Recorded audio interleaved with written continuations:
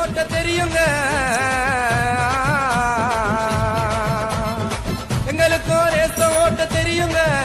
நாங்க ஓட்டினாக்கா city route எரியுங்க, பார்க்கும்போது புரியுங்க.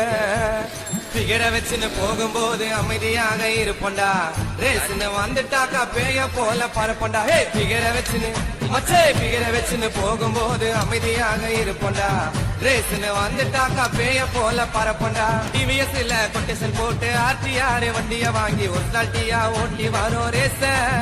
ரேச ஓட்டியதால் வாங்கணும் பல கேச, ரேச ஓட்டியதால் வாங்கணும் பல கேச.